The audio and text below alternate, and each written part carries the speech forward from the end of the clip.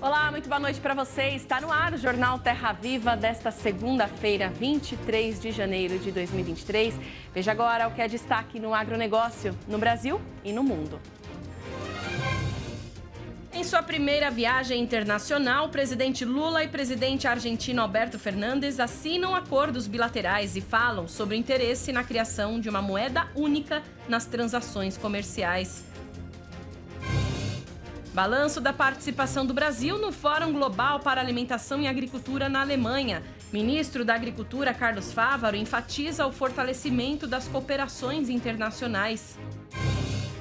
Pela sexta semana seguida, agentes do mercado financeiro elevam a projeção de inflação para este ano. Valor bruto da produção cafeeira cresce 25% no ano passado. E ainda está aberta a temporada de colheita de uvas no Brasil, que vai até o fim de março. Essas e outras notícias agora no Jornal Terra Viva. E a gente começa esta edição com destaque internacional. Na Argentina, em sua primeira viagem oficial no terceiro mandato, o presidente Lula afirmou que o Brasil vai reconstruir as relações com o país vizinho. É o que nós vamos ver agora na reportagem. Além das reuniões com Alberto Fernandes na Casa Rosada, a sede oficial da presidência argentina, Lula se reúne com empresários, participa de eventos culturais e estará presente na 7ª cúpula da CELAC, a Comunidade de Estados Latino-Americanos e Caribenhos. Nesta segunda-feira, o presidente brasileiro afirmou que os países vão reconstruir as relações. A minha presença como primeira viagem feita depois da minha eleição a um país estrangeiro. Esta mi visita como primer viaje realizado a un país extranjero después de haber ganado las elecciones y haber asumido como presidente. É para dizer ao meu amigo Alberto Fernandes. Es para decirle a mi amigo Alberto Fernández. Que nós vamos reconstruir aquela relação de paz, aquela relação produtiva, aquela relação avançada de dois países que nasceram para crescer, se desenvolver e gerar melhores condições de vida para o seu povo. A visita oficial ao país vizinho marca o retorno brasileiro à CELAC, bloco que reúne 33 países da América Latina. Lula lamentou a ausência do líder venezuelano Nicolás Maduro no evento, bem como do cancelamento da reunião bilateral agendada entre os presidentes, mas ressaltou a importância da realização do Fórum para o desenvolvimento da região. É a primeira reunião entre países porque es la primera reunión entre que a países gente faz na América Latina que hacemos en Latinoamérica sem a participação de outros países, sin la participación de otros países, sobretudo Estados Unidos e Canadá. principalmente de Estados Unidos y de É Canadá. só América Latina de verdade, América Es do Sul. realmente Latinoamérica. E eu acho que é um espaço extraordinário Creo que es un espacio extraordinario para que a gente possa discutir, para que podamos discutir, aprender y e ensinar. enseñar. Em entrevista coletiva a jornalistas, Lula e Fernandes não comentaram sobre os acordos firmados. Porém, entre os memorandos assinados consta aquele que propõe um estudo para a criação de uma moeda única nas transações comerciais. Para a diretora executiva do canal AgroMais, Samantha Pineda, acordos bilaterais representam boas oportunidades ao agro, mas ainda não está claro os impactos de uma unidade comum de troca para o setor. Esse casamento entre Brasil e Argentina sempre foi realmente muito bom, foram relações muito boas e acordos bilaterais são sempre bem-vindos. O que nos preocupa, falando agora do setor agro, é a questão de estarem falando aí a respeito de possivelmente moeda única, união comercial, quando nós estamos em avançado estado de negociação do Mercosul com a União Europeia para melhorar os mercados para o agro. E a viagem segue nesta terça-feira, a gente vai continuar acompanhando por aqui. E o Brasil finalizou a participação no Fórum Global para Alimentação e Agricultura em Berlim, na Alemanha. O ministro da Agricultura e Pecuária, Carlos Fávaro, realizou uma reunião bilateral com o ministro da Agricultura da Alemanha. Vamos às informações. Segundo o ministro, os dois países reforçaram a cooperação no setor agrícola. Fávaro disse, abre aspas, a mensagem final é nosso compromisso como ministros da Agricultura, responsáveis por alimentar as pessoas, em trabalhar na transformação dos sistemas para garantir a todos o direito à alimentação. Fecha aspas. O valor bruto da produção cafeira cresceu 25% no ano passado. Os dados foram divulgados hoje pela Embrapa Café. O faturamento das lavouras de café no Brasil superou a marca de 55 bilhões de reais no ano passado. O grão tipo arábica respondeu por 76% do total, com um faturamento de 42 bilhões de reais. Já o Conilon registrou um faturamento de mais de 13 bilhões de reais. O resultado é 25% maior do que o valor bruto da produção registrado em 2021, que foi de quase 45 bilhões de reais. O desempenho coloca o setor cafeeiro na 4ª posição entre as principais culturas brasileiras, com participação de quase 7% do faturamento total das lavouras brasileiras, atrás da soja, do milho e da cana-de-açúcar. E a seguir, colheita da soja da safra 22-23 em Mato Grosso atinge, até a última sexta-feira, quase 6% da área prevista, abaixo do ano passado. E ainda em dezembro, o preço do leite pago ao produtor caiu quase 7% em relação ao mês anterior, em instantes no jornal Terra Viva.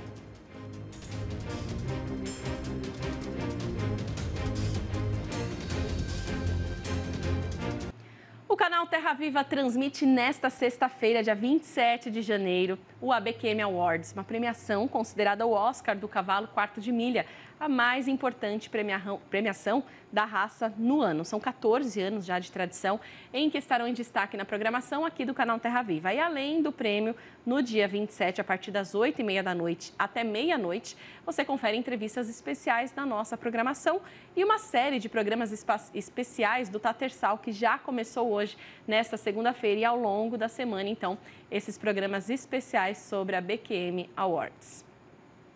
E em dezembro, o preço do leite pago ao produtor caiu quase 7% em relação ao mês anterior, para R$ 2,52 em média. Mesmo com o recuo, a cotação aumentou perto de 13%, informou o boletim do leite no CPEA. A análise do CPEA aponta que os preços recuaram no último quadrimestre do ano passado devido ao enfraquecimento da demanda causada pela queda da renda da população. Em dezembro, apesar do incremento pontual nas vendas de lácteos, puxado pelas festas de fim de ano, o consumo permaneceu baixo, levando a novas reduções nas médias mensais. A queda dos preços pagos ao produtor, a alta dos insumos que afetou as margens da atividade e os problemas com o clima estão impactando a produção. No ano passado, o custo operacional efetivo da pecuária leiteira aumentou 2,5%. Como reflexo da diminuição da oferta de leite nas fazendas, os preços no mercado spot, que é a negociação entre indústrias, aumentaram a partir da metade do mês de dezembro. E a colheita da soja da safra 22-23 em Mato Grosso atingiu até a última sexta-feira 5,9% da área prevista. Houve avanço em relação à semana anterior, mas os trabalhos seguem atrasados na comparação com o ano passado e com a média dos últimos 5 anos. Em relação ao milho, segundo a safra, Mato Grosso semeou 2,2% até agora. Os trabalhos também estão atrasados em relação à safra anterior. As informações são do IMEA, o Instituto Mato Grossense de Economia Agropecuária. Falando agora de economia, a estimativa para a inflação de 2023 cresceu novamente. Esta é a sexta semana consecutiva que o indicador apresenta alta. As informações foram divulgadas hoje pelo Banco Central. Nesse novo Boletim Focus, as projeções para o IPCA alcançaram 5,48%. Na semana passada, os economistas da organização falavam em 5,39%. O Banco Central também elevou a previsão para o crescimento econômico do Brasil em 0,79%. Na semana passada, a estimativa estava em 0,77%.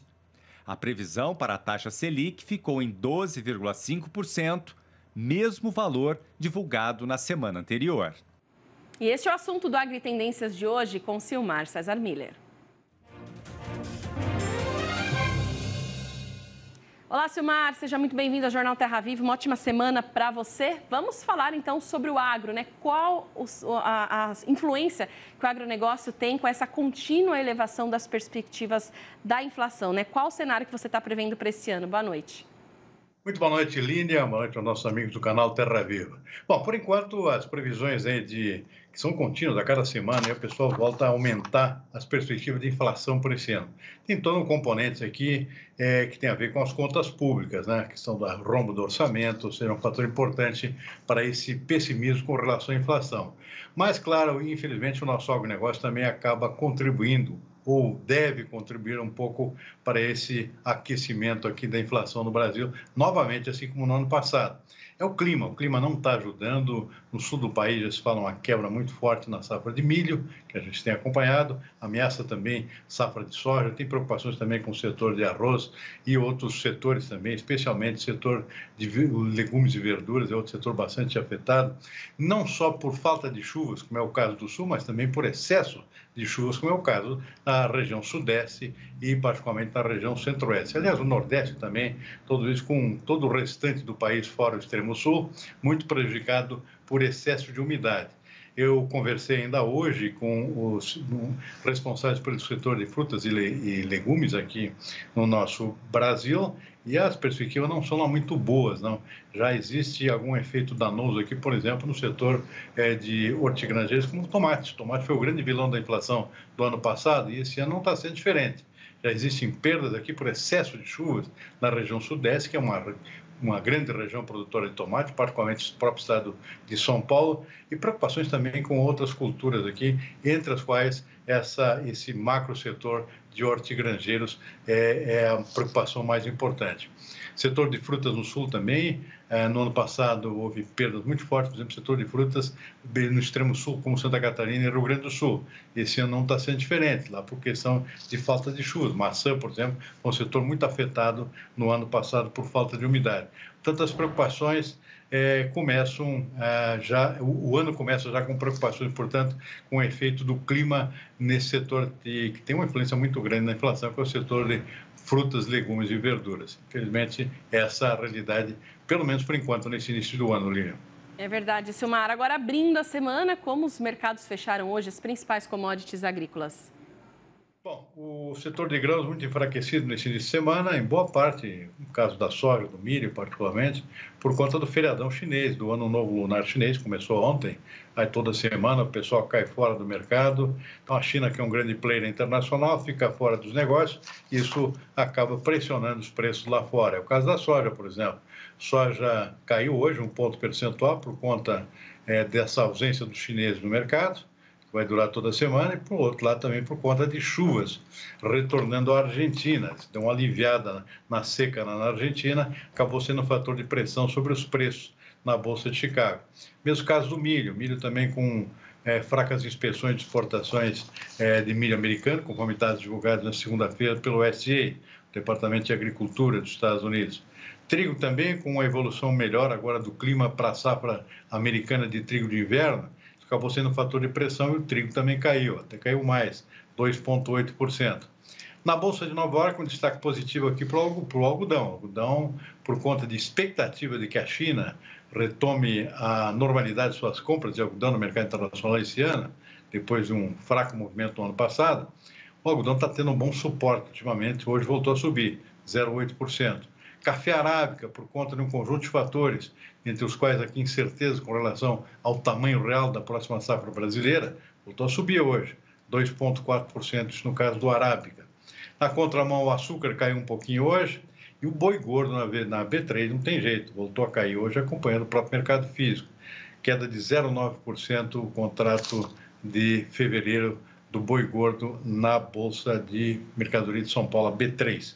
Para terminar, mercado financeiro no Brasil com o dólar em queda, 0,2%, e o mercado de ações também caindo um pouquinho, 0,2% no encerramento dos negócios na B3 desta segunda-feira, Aline. Tá certo, Silmar. Obrigada pelas informações, uma ótima noite para você. Te esperamos novamente amanhã. Até lá. Boa noite, até amanhã. E a seguir, a previsão do tempo para todo o país. E você vai ver também, está aberta a temporada de colheita de uvas no Brasil, que vai até o fim de março. Daqui a pouco os detalhes no Jornal Terra Viva.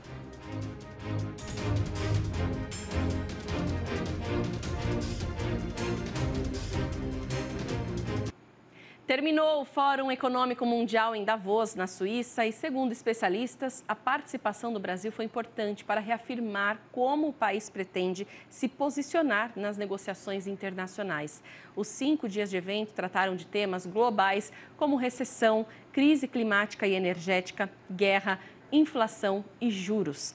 Quem esteve lá participando do evento foi Glaucimar Petkov, diretora executiva para recursos humanos do Bradesco. O Bradesco, que inclusive completa 80 anos em 2023. A gente vai falar um pouco sobre isso. Glaucimar, seja muito bem-vinda. Boa noite para você. Boa noite, Lilian. Prazer estar com você. Prazer é nosso. Conta pra gente, né, como foi a participação de vocês no Fórum de Davos, quais os pontos-chave abordados no encontro, e eu queria que você mencionasse aqui algo que eu sei que você viu de diferente lá, que é a questão da diversidade, é isso? É verdade. Davos é um centro de diálogo, né, Lilian? Onde nós temos como objetivo compartilhar ideias, compartilhar soluções, desafios e principalmente pensamentos que vão de encontro, ou principalmente buscam alternativas para que a gente possa formatar. Eu diria para você que uma nova consciência, uma construção pensando num futuro melhor para nós e principalmente para as novas gerações. Como é que a gente vai deixar esse planeta que nós recebemos, né? Então, a linha de sustentabilidade foi transversal em todos os movimentos. Nós tivemos ali a participação de vários representantes de países, né? Apresentando a possibilidade para influenciar, eu diria, movimentos mundiais, né? Depois da pandemia, a gente tem, então, esse encontro que vem com um título que diz muito, que é Cooperação para um Mundo Fragmentado. Olha que forte isso, né, Lilian? Um mundo fragmentado, ou seja, voltado para que essas discussões, elas realmente alcançassem aspectos econômicos, sociais, ambientais. Então, ficou um fórum realmente de debates bem democráticos e onde nós tivemos ali acesso à parte de economia, sustentabilidade, diversidade, equidade e inclusão, e não apenas diversidade e inclusão. Parte de saúde, muito importante também, Lilian, saúde mental, saúde emocional. Para você ter uma ideia, nós tivemos sessões de meditação para que a gente pudesse se preparar, né? Aprender a se preparar para o dia. Falamos muito sobre a cultura digital, o metaverso, aspectos de educação, e esses também são muito importantes. Aliás, todos são, né? Entre outros temas, mas a qualificação e a requalificação. E a agenda ambiental, que também eu tenho o prazer de ter a responsabilidade aqui no Bradesco, ela foi transversal a esses vários temas, né? Em todos os painéis se falava principalmente da parte climática, que é a que traz uma preocupação grande, a parte social, né, que é o S, e a governança. Os três tinham os seus lugares marcados, mas eu diria para você que a parte ambiental foi a que teve um destaque muito grande, seguido pela parte social, né? Ou seja, o indivíduo com a sociedade, como as coisas estão acontecendo, qual a valorização que está sendo dada e, principalmente, quando entra nessa esfera que você falou de diversidade, equidade e inclusão, como que está o respeito, né, a essa inclusão, a essa diversidade? Como é que a gente está incluindo verdadeiramente no mercado de trabalho para que exista uma continuidade, por exemplo, de carreira, investimento em formação, para que todos tenham realmente as mesmas oportunidades. E ficou muito claro que a pluralidade faz parte hoje do nosso mundo corporativo e da vida como um todo, né? Ideias diferentes, pensamentos distintos, para que possam colaborar para respostas a talvez desafios já antigos ou já conhecidos. Então, qual é esse valor? Como que nós estamos no momento de criar, né? E criar também mercados verdes para um futuro, e esse futuro começa agora. Isso ficou muito claro, que as empresas, né, que esperam, de alguma forma, entender que a demanda se materialize com o tempo, elas estão enganadas. Essa materialização, né, da linha verde, ela tem que acontecer agora. A gente tem que começar, porque senão vai ser tarde demais. Exatamente. E é um momento de desafio climático mesmo, né? O futuro já é agora, né, Glocimar? Eu estava, inclusive, lendo um artigo que você escreveu sobre essa sua participação e você enaltecendo muito a parte do ESG que você comentou agora, né? E faz todo sentido com essa preocupação também com as próximas gerações e o tema desse ano, cooperação em um mundo fragmentado, né? E você mencionando aí sobre as organizações estarem atentas nisso em toda a sua parte de negócios, né? Como que você avalia essa questão? A gente vem avançando muito hoje no ESG. Dentro do Bradesco, como que vocês vêm trabalhando essa questão? Eu acredito que, claramente, nós temos um desafio climático que é conhecido de todos, né? Nós temos também algumas tensões que a gente pode chamar de geopolíticas. E aí, sim, é que existe uma demanda de aceleração para essa mudança, né? As economias mais verdes e maior independência energética, elas têm que acontecer agora. Aqui no Bradesco, nós temos uma governança muito forte, uma equipe realmente muito estruturada, voltada também ao link, Lilian, com negócios. A gente não está falando de uma transformação que esteja desplugada de rentabilidade de negócios, mas como reaprender a fazer os negócios. Como é que a gente pode olhar para esse tema, ter a coragem para mudar o nosso mindset e deixar de agir com modelos já conhecidos e trazer de uma maneira muito genuína, muito séria, como que nós vamos fazer para ter um planeta que acabe de atingir aí, gente, todo mundo sabe, 8 bilhões de habitantes.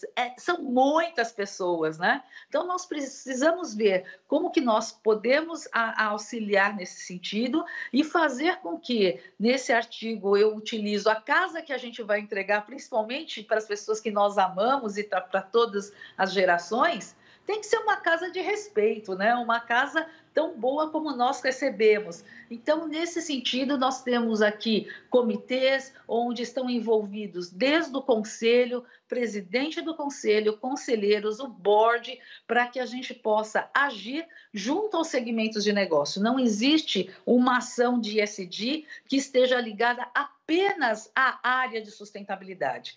Esse é um convite a todos. Quando nós pegamos na agenda de objetivos de desenvolvimento sustentáveis da ONU, nós temos compromisso para 2030. Só que nós temos que correr, Lilian, porque o tempo está passando. E ser exemplos, né, para que outras empresas possam aprender e também viabilizar maneiras de negócios sustentáveis. E aí é que está talvez o grande incentivo de Davos, é mostrar que é possível, sim, fazer essa inversão, né, do que nós tínhamos antes e como nós podemos concretizar negócios de uma maneira realmente mais sustentável. Esse é um ponto extremamente importante e que exige algo que é fundamental, que é uma mudança de postura pessoal. Né? É uma mudança de postura de como nós enxergamos o negócio, de como nós rentabilizamos, de como nós encaramos o nosso cliente, de como nós temos essa troca com o nosso cliente e como a gente pode gerar inspiração, confiança. E eu volto a dizer algo que ficou muito claro, tanto em Davos como nos nossos diálogos aqui na organização. Respeito às pessoas, respeito ao cliente, respeito ao novo, respeito à diversidade. É um papel que nós temos hoje como responsabilidade, tá agindo e conduzindo. Tá certo, Glocimar, e assim que a gente vai conseguir, né, ter a longevidade nas nossas empresas, é a instituição também que completa 80 anos esse ano. Então, te agradeço muito pela participação aqui com a gente no Jornal Terra Viva e até a próxima. Muito obrigada, Lília. Até a próxima. Obrigada, uma ótima noite. E vamos saber agora como é que fica a previsão do tempo para todo o país nesta terça-feira. Quem conta pra gente é a Stephanie Toso.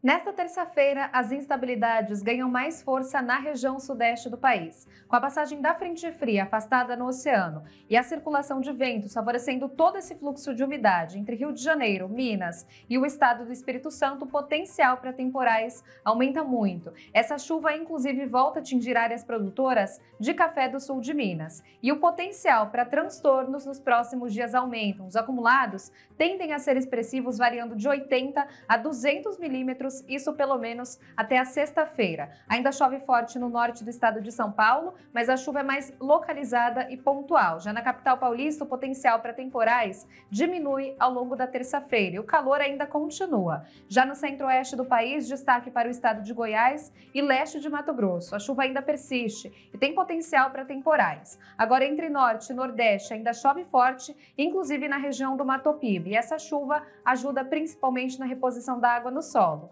Pelo estado do Rio Grande do Sul, o ar seco volta a se expandir mais, já impedindo a formação de nuvens carregadas, e tem destaque para o calorão, com o interior da região com máximas passando de 35 graus e baixa umidade do ar. O risco de temporais ainda continua na região central do país e ganha força novamente entre norte e também a região do Mato Piba. A temperatura máxima em São Paulo e Brasília fica em torno de 27 graus. Já em Campo Grande chega a 30 e na capital Porto Alegre a 35 graus ao longo da terça-feira. Agora, nesses próximos dias e pelo menos até o fim do mês de janeiro, a chuva segue concentrada nas áreas centrais e também na região do Mato Piba, onde os acumulados variam de 40 a 60 milímetros. Potencial ainda de transtornos entre Espírito Santo, Minas Gerais e o estado do Tocantins. Até mesmo em Mato Grosso, essa chuva pode paralisar atividades em campo e também em lavoura. E está aberta a temporada de colheita de uvas no Brasil, que vai até o fim de março. Nas vinícolas, dedicação e trabalho intenso garantem a qualidade da produção. Uvas verdes, rosadas, roxas, parreiras carregadas e prontas para colheita. Nesta vinícola, que fica em Vinhedo, no interior de São Paulo, a maior parte do processo é feita de forma artesanal. O primeiro passo para um vinho de qualidade começa aqui. É preciso que as uvas sejam retiradas da videira com todo cuidado. A gente precisa ter cuidado realmente para não machucar as bagas e também para não ficar pegando muito, para tirar essa camada linda, bem bonita, né, da uva, que mostra que ela foi colhida com muito carinho. Da cesta para a área de produção, é hora de moer as uvas. Essa etapa é feita com a ajuda do maquinário. Na sequência, casca e sementes são separadas e aí sim começa a fermentação. O líquido fica em repouso e sem contato com oxigênio até se transformar em vinho. Mas para que a bebida esteja pronta para consumo, demora até 1 ano. A produção abastece principalmente o interior paulista. Por ano, são produzidos 25 mil litros de vinho. E para garantir a qualidade, um ingrediente é indispensável. É um trabalho duro, mas que realmente é gratificante, né? Então, além de ter toda essa colheita, de ter o contato com a terra, vem toda essa tradição também que a gente vem trazendo há muito tempo. Então, vem todo o amor, o carinho, a dedicação, e isso é maravilhoso. E de São Paulo, que a gente viu na reportagem, a gente vai para o sul do país, porque o início da safra da uva começou no Paraná. Mas o clima pode comprometer a produção em até 40%. Vamos ver nesta outra reportagem. Com chapéu, cesta, tesoura na mão, Diego reuniu toda a família para a festa da colheita. A criançada adorou. Alguns adultos me ajudaram a colher por causa que eu não alcanço lá em cima, mas eu colhi. Interessante é a integração, o cuidado o respeito que eles pregam, a atenção com a qualidade. A vinícola fica na região metropolitana de Curitiba e abre os parreirais para visitação há quase uma década.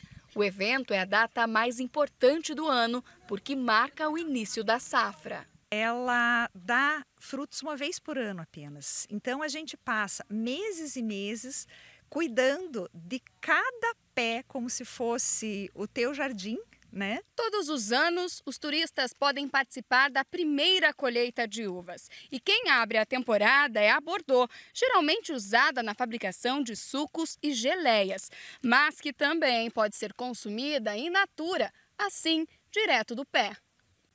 O Paraná é o 6º maior produtor nacional de uva. São mais de 14 mil toneladas por ano, segundo a Secretaria de Agricultura. Só que as chuvas têm castigado essas colheitas. Nós tivemos um verão, um calor fora do comum em final de julho, depois o frio de setembro e coincidiu ainda um excesso de chuva em outubro, na época da floração. Esses fatores aliados fez que nós reduzíssemos significativamente o potencial de produção nas uvas aqui no Paraná na safra 2023. Muito obrigada pela companhia e audiência mais uma vez aqui no Jornal Terra Viva. Esperamos reencontrá-los amanhã às 6h45 da noite. Uma ótima noite para você, uma semana produtiva e fique com a gente aqui na programação do canal Terra Viva. Até amanhã.